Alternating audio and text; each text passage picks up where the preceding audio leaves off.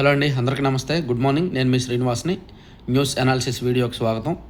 ఈరోజు బయట హైదరాబాద్ వచ్చాను నిన్న రాత్రి. సో అర్జెంట్ పని ఉండి అందుకని ల్యాప్టాప్లో చేస్తాను. మళ్ళీ ఇప్పుడు వెళ్ళిపోతానులే కాసేపట్లో. నిన్న శివరాత్రి సందర్భంగా ఒకవైపు రాష్ట్రంలోని ప్రముఖ ఆలయాలన్నీ కూడా శివాలయాలు, ముఖ్యంగా కోటప్పకొండ త్రికోటేశ్వర స్వామి ఆలయం కానీ, శ్రీశైలం శ్రీ బ్రహ్మరాంబ మల్లికార్జున స్వామి ఆలయం కానీ, అలాగే పెదకాకానిలో ఆలయం కానీ, చాలా చోట్ల రాష్ట్ర వ్యాప్తంగా శివాలయాలన్నీ కూడా భక్తులతో కిక్కిరిశాయి. శ్రీకాళహస్తిలో సో అది హైలైట్ చేశారు అన్ని చోట్ల. ఎక్కడ ఏ చిన్న సంఘటన లేకుండా, ఏ అవాంతరాలు లేకుండా లక్షలాది మంది భక్తులు ప్రముఖ దేవాలయాలన్నీ కూడా దర్శించుకున్నారు. అక్కడక్కడ జాగారాలు కూడా చేశారు. అలాగే నిన్న పాకిస్తాన్ ఇండియా T20 ప్రపంచ కప్ మ్యాచ్ ఏకపక్షంగా జరిగింది. మేబీ చాలామంది ఈ మ్యాచ్ చూసే ఉంటారు. ఫస్ట్ బ్యాటింగ్ చేసిన ఇండియా నిజానికి ఫస్ట్ ఓవర్లో కీలక వికెట్ కోల్పోయింది అభిషేక్ శర్మ. ప్రస్తుతం మన T20 టీంలో, మా ఇండియా T20 టీంలో Abhishek Sharma key batsmen, important batsmen. అతను ఒక్క 7-8 ఓవర్లు క్రీజ్లో ఉంటే చాలు. 7-8 ఓవర్లు క్రీజ్లో ఉంటే స్కోర్ ఈజీగా 80-90 దాటుద్ది. అతను ఈజీగా హాఫ్ సెంచరీ చేసేస్తాడు. అంత దూకుడు, అంత స్పీడ్గా ఆడుతున్నాడు. సో ఫస్ట్ ఓవర్లోనే 4వ బంతికి అవుట్ అయిపోయాడు. దాంతో ఎక్కడో వెనకపడతారేమోనని భయం, ఆ భయాన్ని ఇషాన్ కిషన్ పోగొట్టాడు. మెరుపు ఇన్నింగ్స్ అనమాట. మ్యాక్సిమం ధాటిగా ఆడాడు. ప్రతి బంతిని కూడా బౌండరీకి తరలించడానికి ప్రయత్నించి సక్సెస్ అయ్యాడు. సో 77 పరుగులు చేసి అవుట్ అయ్యాడు. ఆ తర్వాత మిగిలిన వాళ్ళు పెద్దగా రాణించకపోయినప్పటికీ 175 స్కోర్ అయితే చేయగలిగింది ఇండియా. సో 176 చేజింగ్కి దిగిన పాకిస్తాను మొదట్లోనే చేతులు ఎత్తేసింది. వాళ్ళు కూడా ఫస్ట్ ఓవర్లో ఒక వికెట్ కోల్పోయారు. తర్వాత ఇంకో ఓవర్లో ఇంకో వికెట్ కోల్పోయారు. 34కే 4 వికెట్లు కోల్పోయారు. సో అట్లా వాళ్ళు చేతులు ఎత్తేసారు. అసలు ఏమాత్రం పోటీని ఇవ్వలేకపోయారు. దాంతో ఇండియా పాకిస్తాన్ మ్యాచ్లో ఇండియా మరోసారి పైచేయి సాధించి నిన్న గెలిచింది. కరెక్ట్గా 23 సంవత్సరాల కిందట 2003 క్రికెట్ ప్రపంచ కప్ కూడా, అప్పుడు ఈనాడులో హెడ్డింగ్ ఏంటి తెలుసా, నాకు బాగా గుర్తు, భారత్కు శివరాత్రి, పాక్కు కాలరాత్రి అని పెట్టారు అప్పుడు ఈనాడులో హెడ్డింగ్. 2003 ప్రపంచ కప్లో పాకిస్తాన్ మీద ఇండియా గెలిచాక ఆ మ్యాచ్లో సచిన్ 98 రన్స్ చేశారు. సచిన్ అండ్ సెహ్వాగ్ సేమ్ ఒకేలాంటి సిక్సర్లు కొట్టారు. షోయిబ్ అఖ్తర్ బౌలింగ్లో ఆఫ్ సైడ్ స్క్వేర్ కట్ మీదుగా. సేమ్ అది నిన్న విజయం ద్వారా ఆ విజయం మరోసారి గుర్తొచ్చింది. సరే, అది కాసేపు పక్కన పెడితే, ప్రజాకర్షక పథకాలకు తెరదించాం, వృద్ధికి ఊతం లక్ష్యంతో కావాలని వాటిని వదిలేశాం, వ్యవస్థీకృత అంతరాలు సరిచేస్తున్నాం, తదుపరి ప్రస్థానానికి బడ్జెట్ ఊతం, వికసిత భారత్కు ఇది పునాది, ఒప్పందాలతో ఎగుమతులకు ఊపు, తెలుగు రాష్ట్రాలకు మేలు చేశాం, నా ఆలోచనలన్నీ దీర్ఘకాలిక కృషితోనే. PTI ప్రత్యేక ఇంటర్వ్యూలో ప్రధానమంత్రి నరేంద్ర మోదీ నిన్న PTIకి, ప్రెస్ ట్రస్ట్ ఆఫ్ ఇండియా, ఆ PTIకి ప్రధాని నరేంద్ర మోదీ గారు స్పెషల్ ఇంటర్వ్యూ ఇచ్చారు. ఆ ఇంటర్వ్యూలో ఆయన కీలకమైనది ఏంటంటే, ప్రజాకర్షక బడ్జెట్ అంటే ఓట్లు కొల్లగొట్టే పథకాలకు మేము తెరదించాము అని చెప్తున్నారు. ఒక రకంగా యాక్సెప్ట్ చేయాలి. ఈ సంవత్సరం వచ్చిన బడ్జెట్లో మాత్రం ఎక్కువగా క్యాపిటల్ ఇన్వెస్ట్మెంట్స్ మీదనే ఎక్కువగా ఫోకస్ పెట్టారు. అంటే అభివృద్ధి పనుల మీద ఎక్కువగా ఫోకస్ పెట్టారనమాట. పోర్టులు, రైల్వే స్టేషన్లు అండ్ క్యారిడార్ల నిర్మాణం, వాటి మీద ఎక్కువగా ఫోకస్ పెట్టడం మంచిది. తర్వాత 1920లో తీసుకున్న నిర్ణయాలు 1947లో స్వాతంత్ర సముపార్జనకు పునాది వేశాయి. అలాగే ఇప్పుడు తీసుకుంటున్న నిర్ణయాలు 2047 నాటికి వికసిత భారత్ సాకారమయ్యేందుకు పునాదిలా నిలుస్తాయి. ఇదే తరుణం, సరైన సమయం అనేది ఎర్రకోటపై నుంచి నేను ఇచ్చిన పిలుపు. ఇది ఇప్పుడు దేశ సంకల్పంగా మారింది. దేశంలో సరికొత్త విశ్వాసం తొణికిసలాడుతోంది అని ప్రధానమంత్రి నరేంద్ర మోదీ పేర్కొని ఇంటర్వ్యూ ఒకటి ఈనాడులో హైలైట్ చేశారు. PTIకి ఇచ్చిన ఇంటర్వ్యూని ఈనాడులో హైలైట్ చేశారనమాట. ఇక కార్యకర్తల కష్టాన్ని గుర్తించేవారే సంపూర్ణ నాయకులు. జనసేన సభ్యత్వ నమోదు కార్యక్రమంలో పవన్ కళ్యాణ్, కార్యకర్తల బీమాకు 2 కోట్ల విరాళం. జనసేన పార్టీ సభ్యత్వ నమోదు ప్రారంభమైంది. దీనిలో భాగంగా తొలి సభ్యత్వాన్ని పవన్ కళ్యాణ్ గారు తీసుకున్నారు. అలాగే కార్యకర్తల బీమా కోసం ఒక సంక్షేమ నిధి ఏర్పాటు చేసి ఆ సంక్షేమ నిధికి 2 కోట్ల విరాళాన్ని పవన్ కళ్యాణ్ గారు అందించారు. సో ఇది 5వ విడత క్రియాశీలక సభ్యత్వ నమోదు అనమాట. ఇంట్రెస్ట్ ఉన్న వాళ్ళు సభ్యులుగా చేరొచ్చు. ఇక దీర్ఘకాలిక లక్ష్యాలకు ప్రత్యేక నిధి 100 కోట్లతో ఏపీ వెల్త్ ఫండ్ పెట్టుబడికి ప్రైవేటు సంస్థలకు అవకాశం. దీర్ఘకాలిక ఆర్థిక లక్ష్యాలను దృష్టిలో పెట్టుకొని 100 కోట్లతో ఏపీ వెల్త్ ఫండ్ను ప్రభుత్వం ఏర్పాటు చేసింది. నార్వే, అబుదాబి సావరిన్ నిధుల మాదిరి ఈ విధానాన్ని అనుసరించాలని నిర్ణయించింది. ఈ తరహా విధానాన్ని దేశంలో ప్రవేశపెట్టిన మొదటి రాష్ట్రంగా అధికారులు పేర్కొంటున్నారు. ఈ మొత్తం భవిష్యత్తులో పెద్ద పెట్టుబడిగా మారుతుందని అధికారులు చెప్తున్నారు. రాష్ట్ర ప్రభుత్వం ఏర్పాటు చేసే నిధితో పాటు ప్రైవేటు సంస్థల నుంచి నిధులు సమకూర్చుకోవాలని భావిస్తున్నారు. ఫండ్పై వచ్చే లాభాలను పెట్టుబడి నిష్పత్తి ఆధారంగా చెల్లించాలని ప్రాథమికంగా నిర్ణయించారు. ఇదేంటో నాకు తెలియదు యాక్చువల్లీ, ఈ విధానం ఏంటో నేను కొంచెం స్టడీ చేస్తా, ఎవరినైనా అడిగి తెలుసుకొని దీని మీద వీడియో చేస్తా. అంటే ప్రైవేట్ వాళ్ళు కూడా పెట్టుబడులు పెట్టి దీని మీద పెట్టుబడుల మీద లాభాలు వస్తే ఆ లాభాలు ప్రైవేట్ వాళ్ళకు కూడా షేరింగ్ ఇస్తారంట. ఇది ఇంట్రెస్టింగ్ పాయింటే, ఒకసారి స్టడీ చేసి చెప్తాను. ఇక కలవర పెడుతున్న టీనేజ్ ప్రెగ్నెన్సీ అని ఒక వార్త వచ్చిందండి ఈనాడులో. ఆ వార్తే కలవరంగా ఉంది. రాష్ట్ర వ్యాప్తంగా ఆందోళనకారుల స్థాయిలో సమస్య. అత్యధికంగా పల్నాడులో 14.94%, కర్నూలులో 13.5%. కీలక శాఖల్లో ఉదాసీనతతో క్షేత్రస్థాయిలో అదుపు తప్పుతున్న పరిస్థితి. నిజానికి మన భారతదేశంలో పెళ్లి వయసు ఎంత? 18 సంవత్సరాలు కదా అమ్మాయిలకి. అలాంటిది 19 ఏళ్ళలోపు 18 సంవత్సరాలకు పెళ్ళి అంటే 19 ఏళ్ళ తర్వాత ప్రెగ్నెన్సీ, పిల్లల్ని కనాలనేది అవసరం.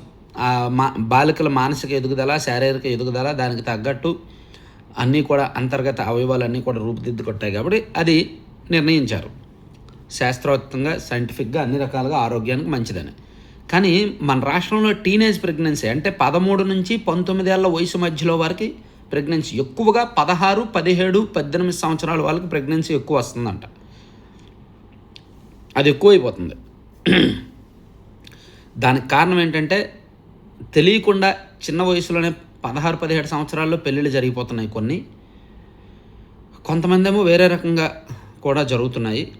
అది రాష్ట్రంలో కౌమార బాలికల్లో గర్భధారణ, టీనేజ్ ప్రెగ్నెన్సీ ఆందోళన కలిగిస్తోంది. 25 జిల్లాల్లో ఈ సమస్య తీవ్రంగా ఉంది. రాయలసీమ, దక్షిణ కోస్తా తీర ప్రాంతాల్లో పరిస్థితి మరింత అదుపు తప్పింది. బాల్య వివాహాలు, అత్యాచారాలు, తెలిసి తెలియని వయసులో క్షణికావేశం, ఇలాంటివన్నీ చిన్న వయసులో గర్భం దాల్చడానికి కారణమవుతున్నాయి. చూసారా, ఫస్ట్ రీజన్ బాల్య వివాహాలు, సెకండ్ రీజను అత్యాచారాలు, మూడోదేమో తెలిసి తెలియని వయసులో క్షణికావేశం అంటే గోడ దాటడం. అది ఆ టీనేజ్లో లవ్, ఎఫెక్షన్, దాని కారణంగా ఇది కోల్పోవడం, దీనివల్ల. దీంతో తల్లి బిడ్డల్ని ఆరోగ్య సమస్యలు చుట్టుముడుతున్నాయి. మాతా శిశు మరణాల ప్రమాదము పెరుగుతోంది. ఈ పరిస్థితి సామాజిక, ఆర్థిక రంగాలపై తీవ్ర ప్రభావం చూపుతోంది. తాజాగా మంత్రులు, కార్యదర్శుల సదస్సులో ముఖ్యమంత్రి చంద్రబాబు వైద్యారోగ్య శాఖతో పాటు ఈ కీలక శాఖలను ఈ అంశంపై అప్రమత్తం చేశారు. రాష్ట్ర ప్రభుత్వం సీరియస్గా తీసుకోవాల్సిన అంశం ఇది తెలుసా. అసలు బిలో 5% ఉంటే కొంత బెటర్. 0 ఉండాలి, అసలు ఉండకూడదు, లేదా బిలో 5% ఉండాలి. కానీ చాలా దారుణంగా కొన్ని జిల్లాల్లో అరౌండ్ 15%, 13%, 14% ఉండడం అంటే మామూలు విషయం కాదు. సో ఇవి ఈనాడులో ఫస్ట్ పేజీ అంశాలండి. లోపల పేజీలకు వెళ్తే నాటి వైభోగం, నేటి జ్ఞాపకం.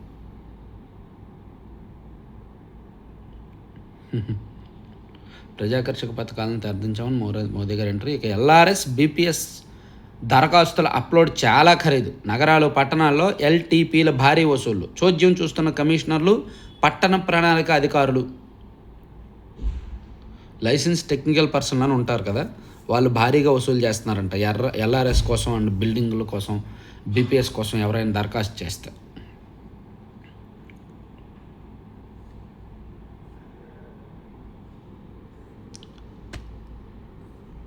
కోటప్ప కొండపై వైభవంగా శివరాత్రి వేడుకలు. కమనీయం శ్రీశైల మల్లన్న కళ్యాణం.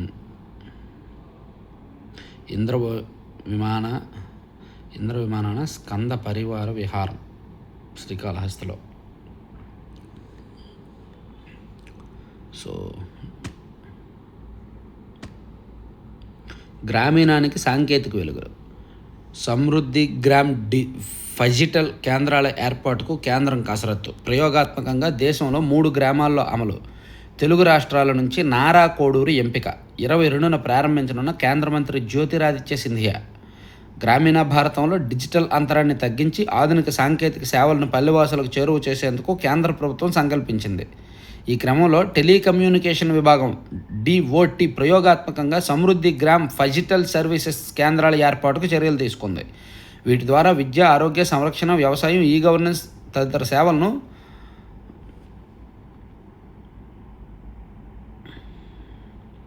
ఉచితంగా కొన్ని నామమాత్ర ఫీజుతో గ్రామాలకు చేరువ చేయడానికి సిద్ధమవుతోంది. ఇందుకు తొలి విడతగా దేశంలో 3 గ్రామాలను పైలట్ ప్రాజెక్టుగా ఎంపిక చేస్తే ఇందులో గుంటూరు జిల్లా చేబ్రోలు మండలం నారా కోడేరు ఒకటి ఉందంట పైలట్ ప్రాజెక్టులో. అది ప్రారంభించబోతున్నారంట ఈ నెల 22వ తేదీన.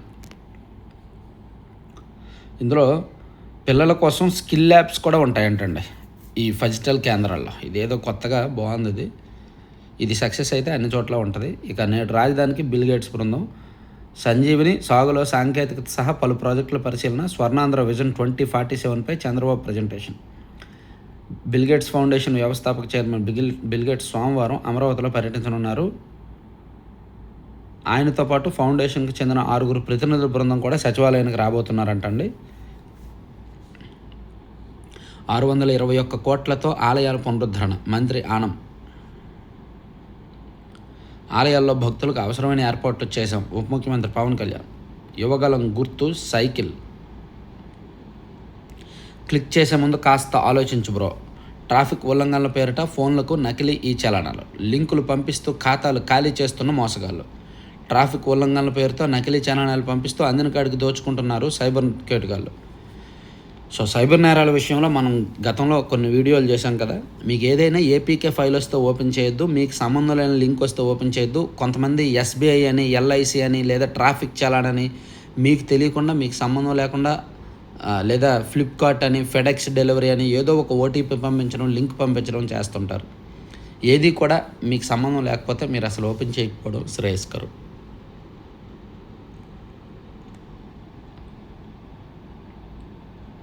ప్రధానమంత్రి జన్ వికాస్ యోజన ద్వారా 300 కోట్లు. గుంటూరు ఎమ్మెల్యే మహమ్మద్ నజీర్.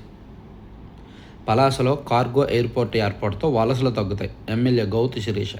బడ్జెట్లో ఉత్తరాంధ్ర సహా అన్ని ప్రాంతాలకు సమప్రాధాన్యం ఇచ్చారని పలాస ఎమ్మెల్యే గౌతు శిరీష అన్నారు.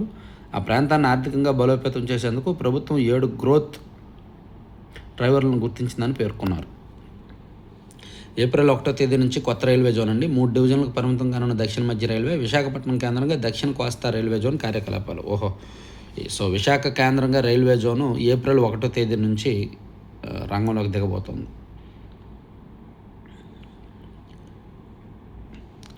శ్రీకాళహస్తీశ్వరునికి ఎంబ్రాయిడరీ వస్త్రాలు. లలిత సహస్రనామాలు, అష్టోత్తరనామాలు వేసిన చీరాల మహిళ. పంచె మీద శ్రీకాళహస్తీశ్వర అష్టోత్తరం వేసి అలాగే ఎంబ్రాయిడరీ చేసి స్వామివారికి సమర్పించారంటండి. బాగుంది కదా. గ్రామీణ పేదరిక నిర్మూలన కార్యక్రమాల పనులకు 1876 కోట్లు. మంత్రి కొండపల్లి. సో ఇవి ఇక్కడ వరకు అయింది. ఈనాడు పక్కన పెడదాం కాసేపు.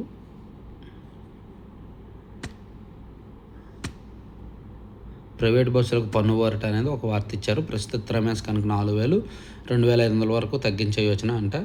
సో దీనివలన సీట్లు ఏమైనా రేట్లు తగ్గుతాయేమో చూడాలి. ఇక అమెరికాలో శవమై కనిపించిన సాకేత్. కొద్ది రోజులుగా కనిపించకపోవడంతో అక్కడ పోలీసుల దర్యాప్తు. మృతదేహం లభ్యం. అమెరికాలో చదువుకోవడానికి వెళ్ళి కనిపించకుండా పోయిన కర్ణాటక విద్యార్థి సాకేత్ శ్రీనివాస్ అయ్యి మృతి చెందినట్లు శాన్ ఫ్రాన్సిస్కోలోని భారత దౌత్య కార్యాలయం ప్రకటించిందంట. 1000 కిలోల గంజాయి పట్టివేత పాడేరులో. తేలికైన విద్యుత్ టవర్లో కొత్త వ్యవస్థ ఆవిష్కరించిన CSIR SERC. వీటితో లైన్ల పునరుద్ధరణ ఎంతో సులువు. పదవులు శాశ్వతం కాదు, ప్రజల హృదయాలను గెలిచిన వారే నిజమైన నాయకులు. భట్టి విక్రమార్క. సో ఇవి ఈనాడులో అంశాలండి. ఈ కాసేపు పక్కన పెట్టి సాక్షిలో చూసుకుంటే, సాక్షిలో కమిషన్ ఇవ్వకపోతే మీ బియ్యం ఉడకవు, ఇబ్బందులు పెడతారంటూ రైస్ మిల్లర్లకు బెదిరింపులు. కస్టమ్ మిల్లెడ్ రైస్లో కమిషన్ల కక్కుర్తి అని ఒక వార్త వేశారు. 80 కోట్ల ముడుపులకు ఓ మంత్రి పక్కా స్కెచ్. మరో కీలక మంత్రి వియ్యంకుడి ద్వారా అమలు. ముక్కు పిండి వసూలు చేస్తున్న అసోసియేషన్లో క్వింటాకు 18 ఇవ్వాల్సిందేనని హుకుం. ప్రభుత్వం ఇచ్చేదే 10 అయితే అంత కమిషన్ ఎలా అంటున్న మిల్లర్లు. అలాగైతే ఊక నూక తవుడు మాట ఏంటని దబాయింపు.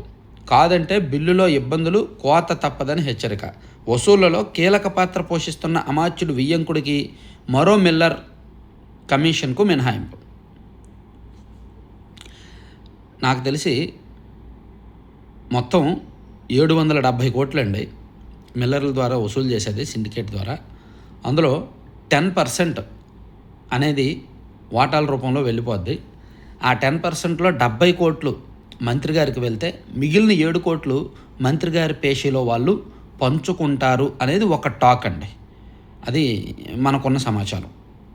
అది దాన్ని సాక్షిలో ఇంకొంచెం డీటెయిల్డ్గా రాశారనమాట. ఇదైతే ఉంది రాష్ట్ర వ్యాప్తంగా రైస్ మిల్లర్ల దగ్గర నుంచి వాళ్ళు మొత్తం సిండికేట్గా వసూలు చేస్తారు. మెయింటెనెన్స్ కానీ దానికని దీనికని 770 కోట్లు సంవత్సరానికి వసూలు అవుద్ది. అందులో 10% ఇటు వెళ్తుంది అనమాట. సో దాన్ని సాక్షిలో రాశారు. ఇది అవినీతి అలవాటు అయిపోయింది అందరికీ. ఇక బాండ్లు పంచి బాబు బురిడి. సూపర్ 6 హామీలకు మంగళం. 3 బడ్జెట్లలో ఇచ్చింది 0. నిరుద్యోగ భృతి, ఆడబిడ్డ నిధి లాంటి ప్రధాన హామీలకు దిక్కులేదు. అరకొరగా విధిలించిన పథకాలకు భారీగా కోతలతో సరి. ఎన్నికల ప్రధాన హామీలు నెరవేర్చకుండా 3 ఏళ్లలో అన్ని వర్గాలకు 2.22 లక్షల కోట్ల మేర ఎగ్గొట్టిన చంద్రబాబు సర్కారు. ఓ రాజకీయ పార్టీ ఇంటింటికి గ్యారంటీతో బాండ్లు పంచి మరీ మోసగించడం దేశ చరిత్రలో ఇదే తొలిసారి. ఏడవండి అయితే అమరావతిలో రాష్ట్ర నడిబొడ్డు దగ్గర కూర్చొని ఏడవండి. క్లాసిక్ కేస్ స్టడీ అంటున్న రాజకీయ విశ్లేషకులు ఎవరు? ప్రొఫెసర్ నాగేశ్వర్ గారు, కొమ్మినేని శ్రీనివాస్ గారు, మన ఈశ్వర్ గారు, కేఎస్ ప్రసాద్ గారు, వాళ్ళైనా కేస్ స్టడీ అంటున్న రాజకీయ విశ్లేషకులు. అంటే అడ్డగోలుగా హామీలు అధికారంలోకి వచ్చాక వంచడంపై దేశవ్యాప్త చర్చ. ఓహో, దేశవ్యాప్త చర్చ. రాజకీయ పార్టీలు ఇచ్చే హామీలకు చట్టబద్ధత కల్పించాలని సర్వత్రా డిమాండ్లు. అలా చట్టబద్ధత కల్పిస్తే జగన్మోహన్ రెడ్డి గారే ఫస్ట్ బుక్ అయిపోతారు. మెగా డిఎస్సీ అని, మద్య నిషేధం అని, 25 లక్షల ఇల్లు అని, ప్రతి సంవత్సరం జాబ్ క్యాలెండర్ అని చెప్పారు కదా, ఆయనే ఫస్ట్ బుక్ అవుతారు. ప్రతి రాజకీయ నాయకుడు బుక్ అవుతాడు. కాబట్టి ఇటువంటి చట్టం చేసేదే రాజకీయ నాయకులు, ఇటువంటి అబద్ధ హామీలు ఇచ్చేదే రాజకీయ నాయకులు, దాన్ని విస్మరించేదే రాజకీయ నాయకులు. సో అందరూ ఒకే టౌన్ కిందకు వచ్చినప్పుడు ఈ చట్టం చేసేది ఎవరో చేయరు. ఏదో మీరు ఇప్పుడు ప్రతిపక్షంలో ఉన్నారు కాబట్టి రాయాలి కాబట్టి రాస్తున్నారు. మీరు అధికారంలోకి వచ్చాక అంతే కదా. అయితే ఇక్కడ ఆడబిడ్డ నిధి అండ్ నిరుద్యోగ భృతి ఇప్పట్లో ఇచ్చే ఆలోచనలో అయితే లేరు. నేను అనుకోవడం ఈ 2026 దసరా నుంచి ఆడబిడ్డ నిధి ప్రకటన వస్తుందని నాకున్న సమాచారం. 2026 దసరాకి ఒక ప్రకటన చేస్తారు, ఆడబిడ్డ నిధి ఎప్పటి నుంచి ఇస్తాము అనేది. అది వచ్చే సంవత్సరం మార్చి నుంచి ఇస్తారా, లేదా సంక్రాంతి నుంచి ఇస్తారా, లేదా ఈ సంవత్సరం నుంచే ఇస్తారా అనేది చూడాలి. సో ఇది సాక్షిలో ఇది ఒకటి ఇచ్చారు. తర్వాత మీ లాకర్ ఎంత భద్రం? బ్యాంకు లాకర్లో ఆభరణాలు పెట్టేదే భద్రంగా ఉంటాయి. మరి అక్కడ చోరీ జరిగితే బ్యాంకులు తప్పించుకో చూస్తే ఇలాంటి పరిస్థితుల్లో ఎదురవకుండా తీసుకోవాల్సిన జాగ్రత్తలపై కథనం. ఇక బిగ్ రిలీఫ్. బ్యాంకులో ఆర్థిక సంస్థలు మనకు పనికిరాని ఉత్పత్తుల్ని బలవంతంగా కొనిపించేదంతా మిస్ సెల్లింగ్. దీని నుంచి వినియోగదారులను కాపాడేందుకు రిజర్వ్ బ్యాంక్ చర్యలకు దిగింది. మళ్ళీ మనమే T20 ప్రపంచ కప్ విజయం.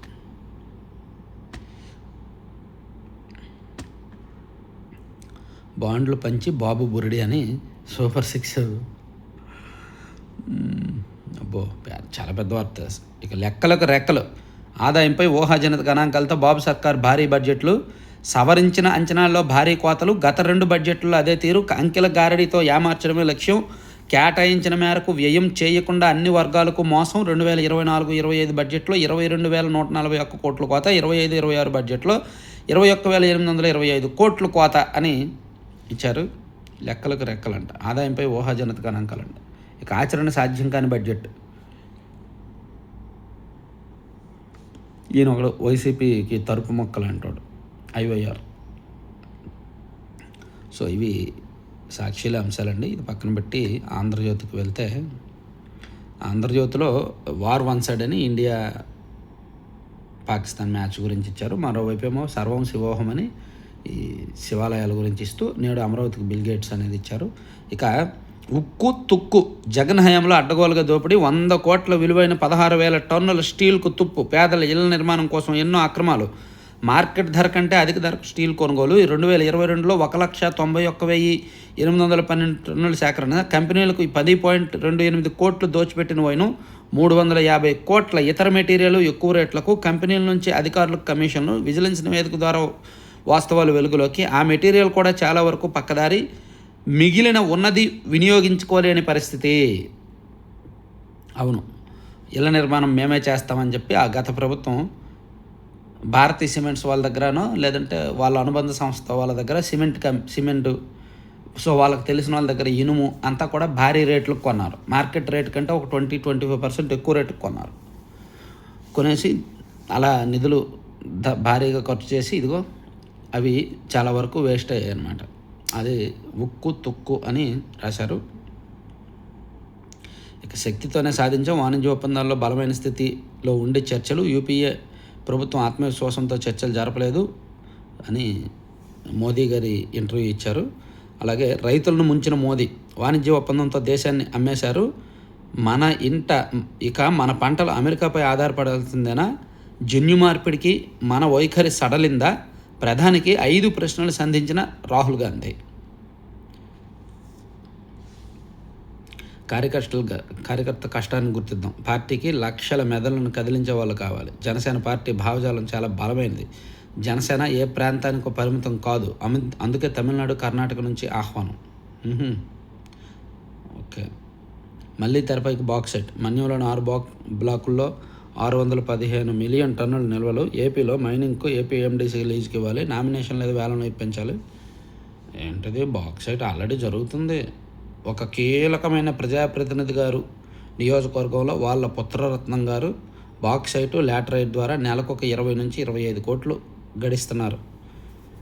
కూటమి ప్రభుత్వం వచ్చాక ఆయనకు ప్రభుత్వం ఇచ్చిన వారం అది అని అంటున్నారు. సో ఇప్పుడు బాక్సైట్ గురించి ఏదో వార్త రాశారండి. దీనిలో మైనింగ్కి ఏపీఎండీసీకి లీజుకి ఇవ్వాలి. మన్యంలోని 6 బ్లాకుల్లో 615 మిలియన్ టన్నుల నిల్వలు ఉన్నాయంట. ప్రభుత్వానికి గనుల శాఖ నివేదిక. తర్వాత ప్రైవేట్ కంపెనీకి డెవలపర్ బాధ్యతలు. 1.50 లక్షల కోట్ల పెట్టుబడులకు ఛాన్స్. 60,000 మందికి ప్రత్యక్ష పరోక్ష ఉపాధి అని రాశారండి. ఇక కేంద్రం పరిశీలనకు బీసీ బిల్లు. రక్షణ చట్టం హామీ అమలుకు కూటమి ప్రయత్నం. జాతీయ బీసీ కమిషన్ పరిశీలన అనంతరం సభలోకి ఉమ్మడి జాబితాలోని అంశం కావడంతో పరిశీలనకు బిల్లు. ఆర్డినెన్స్ ద్వారా లేదా వచ్చే అసెంబ్లీ సమావేశాల్లో చట్టం. ఎన్నికల హామీ మేరకు బీసీలకు రక్షణ చట్టం తీసుకురావడానికి కూటమి ప్రభుత్వం ప్రయత్నాలు చేస్తోంది. జాతీయ బీసీ కమిషన్ పరిశీలనకు పంపిన అనంతరం కేంద్రం అనుమతితో అసెంబ్లీలో ప్రవేశపెట్టాలని భావిస్తోంది. ఇది ఉమ్మడి అంశం.